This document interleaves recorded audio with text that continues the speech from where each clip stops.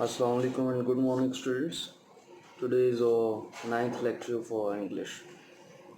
So, as you know, we have studied in our previous lecture about the essay writing. I told you all about how to write an essay, how to write a good essay. I told you about the qualities and the ways how you can create a good essay. So, मैंने आपको बताया था the types of essays हमने discuss की थी narrative essays if you remember descriptive essays and reflective essays. Narrative का मैंने बताया था जो नरेट करता है किसी भी इवेंट, आपका कोई मैरिज फेस्टिवल लाइक दीज, कोई भी इवेंट होता है तो उसको वो नरेट करता है, नरेटिव ऐसे हम उसको कहते हैं। उसके बारे में आप सब कुछ बताते हो। और एक reader, the person who reads your essay creates the image of that event. आप इस तरह का आपका ऐसा होना चाहिए कि आपका जो भी पढ़ने वाला है उसको एक इमेज क्रिएट हो जाए उसके माइंड के अंदर कि what he is reading is actually happening right now. Secondly, हमने डिस्क्रिप्टिव एसेस की बात की थी। Descriptive essays is to describe something about a thing, about a person, place. Let's to talk about आप डिस्क्रिप्टिव ऐसे राइट अबाउट, मतलब कि Lahore is the city of hearts, इसके ऊपर आप ऐसे लिखते हो तो आप इस तरह की चीज़ को डिस्कस करोगे। Then comes the reflective essays. तो इसको आप क्या करते हो कि आप अपनी थॉट्स को शेयर करते हो, how you think about that, your perspective, your thoughts, your image, आप क्या सोचते हो। So I decided today the topic for you. Can you please open page number 196? So ये लिखा है, the topic is narrative essays, stories. Narrate करने वाली कोई स्टोरी है, वो कहता है write a story. We were amazed when we heard how lucky Nomi had been. अब ये नोमी कोई करैक्टर है, वो कहते हैं हमने डिस्कवर किया कि वो कितना खुश नसीब है। I will read one for you and rest जो है आगे आप नरेटिव ऐसे। इससे आपको क्या होगा कि while reading this, by reading this आप you will come up with the good strength of understanding the essay. आप जब इसको रीड करेंगे आपको पता चल जाएगा कि ये नरेटिव ऐसे, ये स्टोरी इस तरह लिखी जाती है। Then comes your narrative essays, events and incident, आपका नेक्स्ट पेज पे 198 पे। फिर डिस्क्रिप्टिव ऐसे भी एक लिखा हुआ है, qualities of a good leader या गुड लीडर ऐसे है, आपका टाइटल है क्वालिटीज़ ऑफ गुड लीडर, वो लिखा है, मैंशनड है। ये देखें ना, 522 वर्ड्स भी नीचे उन्होंने मैंशन किए हैं, मतलब कि इतने वर्ड्स का तकरीबन होना चाहिए ऐसे 500 to 600 वर्ड्स तो तकरीबन मिनिमम होना चाहिए। सिचुएशनल राइटिंग, रिपोर्ट, आर्टिकल, इसके ऊपर भी हम डिस्कशन करेंगे। आई थिंक सो कि बिफोर एक्सरसाइज मैं स्टार्ट करवाऊँ आपको, ठीक है। बिफोर स्टार्टिंग द एक्सरसाइज मैं सोच रहा हूँ कि मैं पहले ख़ुद सारे ये आपके साथ पढ़ के डिस्कशन करूँ कि किस तरह से लिखे जाते हैं। So title is near tragedy. We were amazed when we heard how lucky Nomi had been. Nomi कितना लकी था, हम बड़े हैरान हुए सुन के। The news on the radio stunned all of us. The plane that Nomi was on had crashed into the swamp in Karachi as soon as it had taken off. देखें भाई, अब ये बात हो रही है, आपको पता है रमज़ान के अंदर भी एक हादसा हुआ कराची के अंदर जो प्लेन क्रैश के। अब ये पहले की स्टोरी लिखी हुई है, लेकिन वो कहते हैं कि हम बड़े हैरान हो गए, स्टंट मतलब कि शॉक्ड हो जाना, जब उनको पता चला कि नोमी जिस जहाज़ में था वो जहाज़ टेक ऑफ करते ही क्रैश हो गया, मतलब कि उड़ते ही क्रैश हो गया। No one was expected to have survived. कोई भी, वो सारे जो मीडिया के लोग थे, मतलब कि लोगों से जो लग रहा था कोई भी बचने का किसी का ज़रिया नज़र नहीं था. It was an early morning flight and Nomi was on his way to meet his parents in Clifton. वो क्लिफ्टन के अंदर अपने पेरेंट्स को मिलने जा रहा था कराची में, ठीक है. और वो सुबह सुबह की फ़्लाइट थी. Immediately I called Zoya. वो कहता है कि मैंने जोया को कॉल की. नोमी वॉज हर ब्रदर, उसका भाई था. And I knew she would be hit very hard, और उसको बड़ा झटका लगेगा. I was right. She was shocked she was shocked badly that her parents had rushed her to hospital. वो इतनी मतलब कि शॉक्ड होगी कि उसको उसके पेरेंट्स को उसको हॉस्पिटल लेके जाना पड़ा. She was out of danger but under heavy sedation. वो आउट ऑफ डेंजर थी लेकिन उसको ऑब्जर्वेशन के अंदर, सिडेशन मीन ऑब्जर्वेशन के अंदर रखा गया था. I tried to keep her calm and think the matter through. In the end, I gave way to despair and cried out aloud. Nomi was my best friend.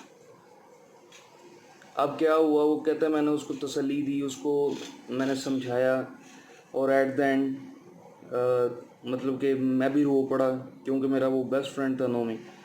Then I called everyone. मैं सबको call किया. All 7 of us packed into my car and we made a beeline for the airport. I was distraught, so I asked my sister Zoya to drive. कहते हैं मैंने फिर अपनी वो जो सिस्टर थी, मैं भी बड़ा मतलब कि बुरी कंडीशन में था, मैंने उसको कहा ड्राइव करो, और सारे हम जो 7 लोग हैं उस गाड़ी के अंदर बैठ गए. We were all in shock. No one spoke a word. At the airport, we looked about at the large crowd that had gathered. There were lamentations everywhere. We formed a group and waited patiently while trying to console each other. Then Ruhma, my Ruhma, formed a subgroup to rush to the hospital to console Zoya and to be with her. In our haste, we had forgotten all about poor Zoya. क्या हुआ कि उसकी sister का नाम भी जोया था, I think so, जो drive करके उनको उधर लेके गई थी.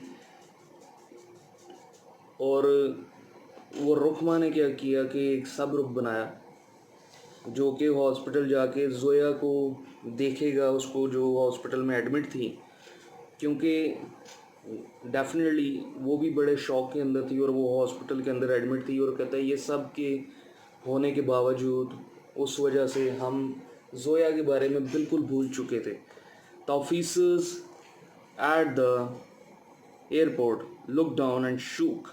We could see that they were all human. Some had tears in their eyes, while others were smiling and trying to keep cool. While others were smiling and trying to keep cool and calm down their relatives, I could see that their smiles were fake. They were just putting on brave fronts. Deep within, they were probably crying just like the rest of us. Perhaps they felt that in some way they were responsible. The Minister of Transport was there and trying to look brave as he spoke softly to the reporters. I realized that he spoke with a lump in his throat, and I was glad he was so human. अब कहते हैं minister भी जो था transport का वो भी उधर था और बड़ा वो दुख में था, और उसकी आवाज़ से पता चल रहा था, और वो बड़ा सॉफ्टली बात कर रहा था सारे मीडिया के साथ. लोग सारे गैदर्ड थे वहाँ पे, और उनका क्या था कि वो just they were about to cry, और हमारी तरह ही थे, वो बड़े दुख में थे. It was Zoya who discovered it. She wandered away from the group and went to read the passenger list which had been put up. Then suddenly she rushed to where we were huddled together.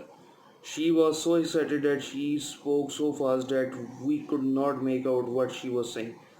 Zia, her father, grabbed her by the shoulder and shook her violently. Finally, she grasped. Nomi's name is not there. He was not on the plane. अब क्या हुआ, ये जोया थी जो इसकी बहन थी, वो गई उसने एयरपोर्ट पे पैसेंजर्स की लिस्ट पढ़ी और उसको इतनी खुशी हुई क्योंकि वो जो नोमी था उसका नाम नहीं था पैसेंजर लिस्ट में। वो आई और इतनी एक्साइटेड हो गई, इतनी स्पीड से बोली कि सारे परेशान हो गए उसकी एक्साइटमेंट देख के, और किसी को कुछ समझ नहीं आया कि वो क्या कह रही है। और हुआ क्या कि उसके फादर ने उसके शोल्डर से पकड़ के बंदे को समझाने के लिए, जब शॉक में होता है उसको स्टेबल करने के लिए लोग करते हैं ना, हिलाते हैं, उसने हिलाया और उसने फिर बताया कि प्लेन जो क्रैश हुआ है उसके ऊपर नोमी का नाम नहीं है उस लिस्ट पे, मतलब कि नोमी प्लेन में नहीं था। With trembling hand I dialed Nomi's number on my cell phone. I sleepy voice answered yeah. देखो उसने फिर दोस्त को, सारे शौक में थे, उसने फ़ोन किया दोस्त को, कहते ट्रैवलिंग होता है कांपते, शिवरिंग हैंड्स, कांपते हुए हाथों से उसने फ़ोन डायल किया। तो आगे से रिंग गई और सोई पड़ी आवाज़ में एक इंसान बोलता है या। हाँ जी, Nomi, I scream letting my tears burst forth and flow freely. I listened while he mumbled something about it. I cut him off in my mid yawn and looked at the eager faces before me. The clown overslept. Let us go to his apartment and kill him, I yelled. अब क्या हुआ, वो कहता है मैंने जब उसकी आवाज़ सुनी तो मैंने कहा नोमी, और गुस्से से मैंने बोला और मेरी आंखों से सारे आंसू, क्योंकि दुख में था, दोस्त था उसका, तो आंखों से आंसू निकल आए और मैं बड़ा गुस्से में था और वो नींद में था। तो मैंने सबको, सारों ने मेरी तरफ देखा, तो मैंने कहा जो क्लाउन है, क्लाउन होता है आपको पता है, जोकर को कहते हैं, वो सोया रहा है, ओवर स्लेप्ट है, मतलब कि वो फ्लाइट नहीं ले पाया, सोया रहा है, तो चलो अब उसके अपार्टमेंट में जाते हैं और उसको जाके मारते हैं। मैंने गुस्से में, येल्ड होता है ऊंचा ऊंचा बोलना, स्क्रीम करना। So that is it for today. इंशाल्लाह आप अगला जो हमारा ये स्टोरी है माय अनलकी डे, ये आप रीड करके रखें। इंशाल्लाह हम नेक्स्ट में ये कोशिश करेंगे कि दो अगली वाली जो दोनों है ना, इवेंट्स एंड इंसिडेंट वाली भी, the jump of Joy on the next page, वो भी हम दोनों करें इंशाल्लाह। आप ये दोनों पढ़ के रखें और अंडरस्टैंड करें इसको। Thank you so much.